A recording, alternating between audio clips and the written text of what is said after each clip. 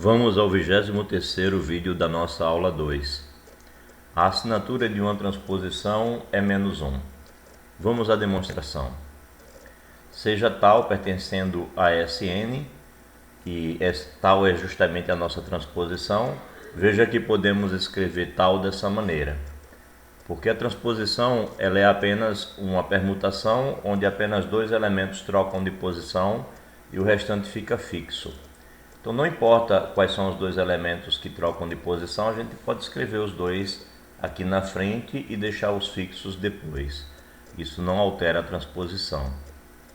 Pois bem, então como fica o sinal? Bem, o sinal é sempre A2 menos A1 dividido aqui por A1 menos A2. Depois A3 menos A1 e depois A3 menos A2. E aqui vai ficar A3 menos A2, depois A3 menos A1 e assim por diante, né?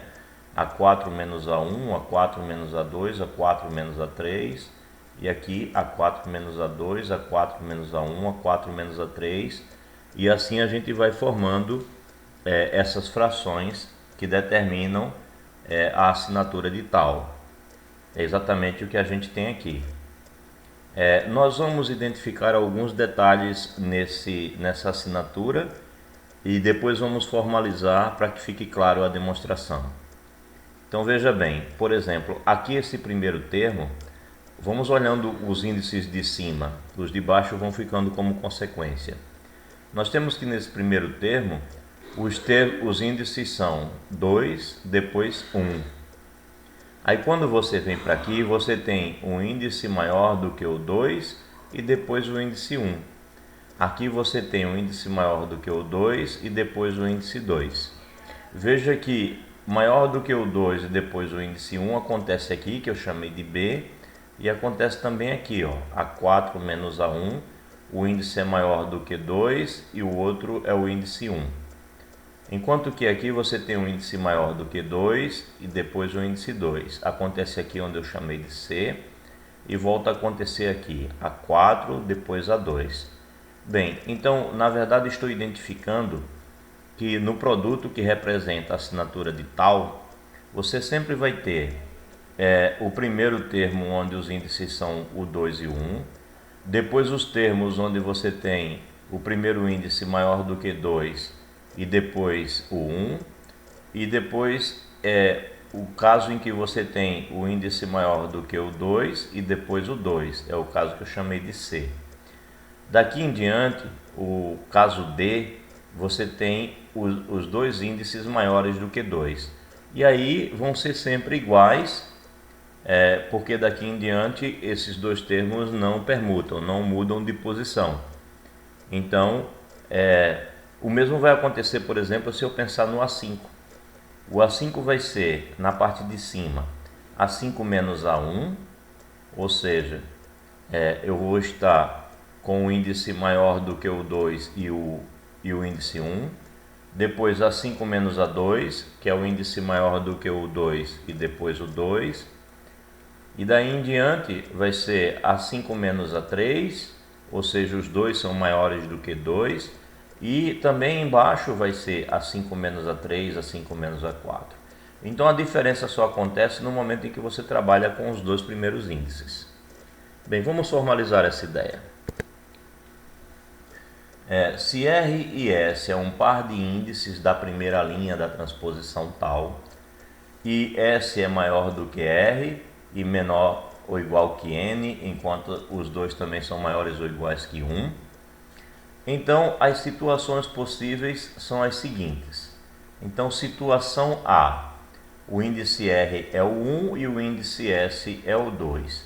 Então você tem A2 menos A1 dividido por A1 menos A2. É a situação que eu identifiquei aqui com a letra A. Essa é a primeira possibilidade. Bem, cujo fator correspondente à assinatura de tal é exatamente essa continha que a gente fez aqui e dará -1. Então aquela primeira fração sempre dará -1. Vamos para o caso B. No caso B você tem R igual a 1 e os S são sempre maiores do que 2. Então quando você vai fazer a conta, vai aparecer AS menos A1 em cima e AS menos A2 embaixo. Veja que isso vai acontecer nos casos B, né? AS menos A1, AS menos A2. AS menos A1, AS menos A2. Ok? Vai sempre acontecer isso. E no caso C, eu tenho R igual a 2 e S maior do que 2. Caso em que o fator correspondente à assinatura do tal é AS menos A2 em cima e AS menos A1 embaixo. Veja os casos C. Você tem AS menos A2 em cima e AS menos A1 embaixo. AS menos A2 em cima e AS menos A1 embaixo. Isso vai acontecer não importa qual seja o índice entre 1 e n. A questão é que você vai notar que aqui você tem A3 menos A1 e aqui embaixo você tem A3 menos A1. E aqui você tem A3 menos A2 e aqui embaixo você tem A3 menos A2. Aí quando você vai para o 4, você tem A4 menos A1 e embaixo você tem A4 menos A2, ou menos A1, perdão. E aqui A4 menos A2 e embaixo também A4 menos A2. Ou seja, acontece o natural cancelamento desses termos. Esses termos se cancelam, né?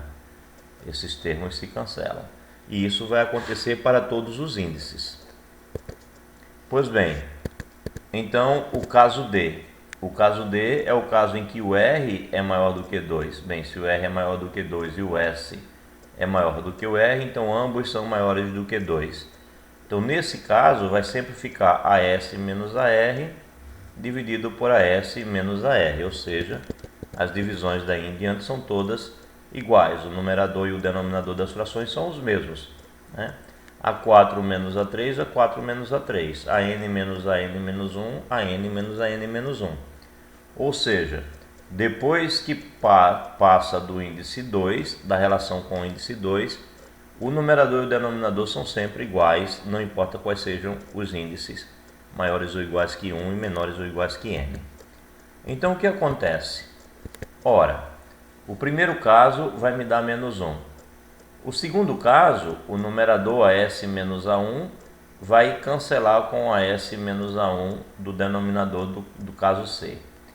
Enquanto que o AS menos A2 no denominador do caso B vai cancelar com o numerador do caso C, isso para todos os índices. Portanto, sempre vai existir o B e o C, seja lá qual for o índice, e esse produto, como vai se cancelar, vai dar 1. Esse produto dá 1. Então, o último dá 1, os produtos intermediários dão sempre 1, e apenas o primeiro dá menos 1.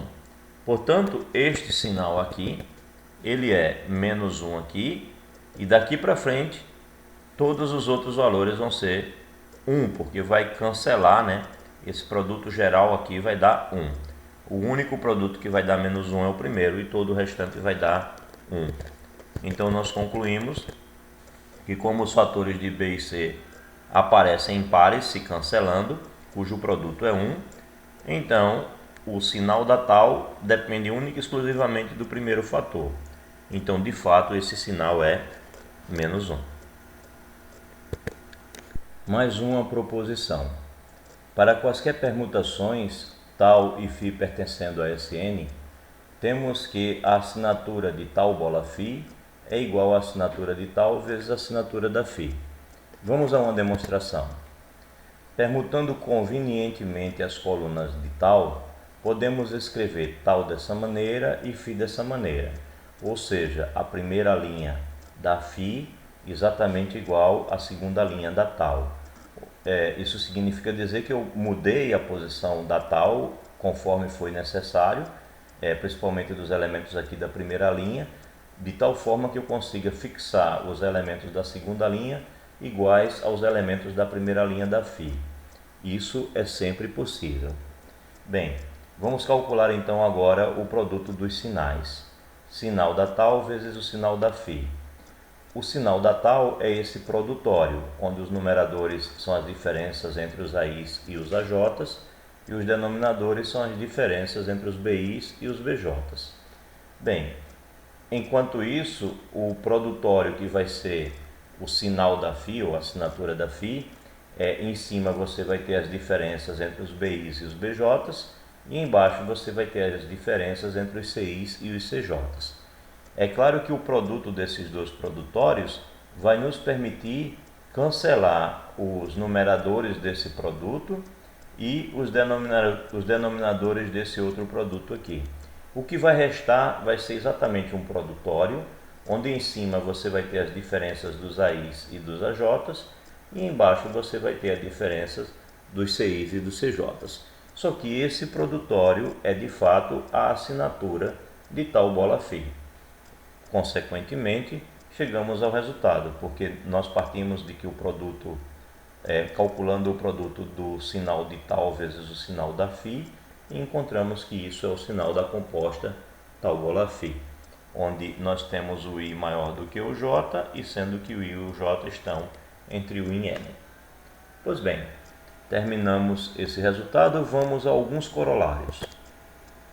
Para quaisquer permutações tal pertencendo a Sn, temos que o sinal de tal ou ele é 1 ou ele é menos 1.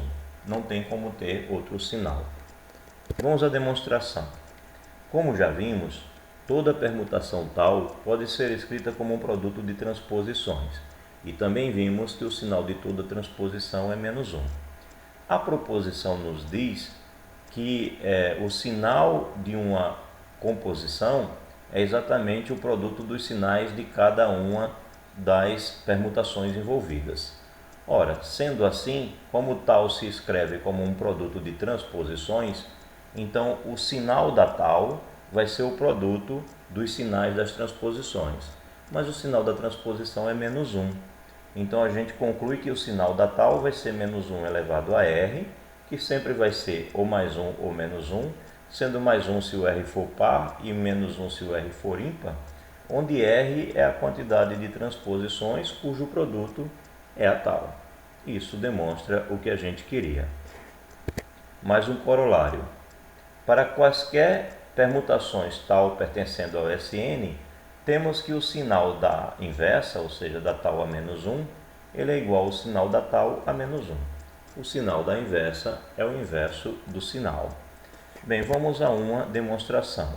A gente pega a composta. A composta entre tal e tal a menos 1 vai ser a permutação identidade, que pode ser escrita, por exemplo, como esse produto de transposições. Ora, então vamos olhar o que acontece com o produto dos sinais. Sinal da tal a menos 1 vezes o sinal da tal. Ora, isso vai ser o sinal da composta segundo a nossa proposição. Então, isso daqui vai ser o sinal de 1, 2, bola 1, 2, né? Já que isso é identidade, eu posso escrever dessa maneira.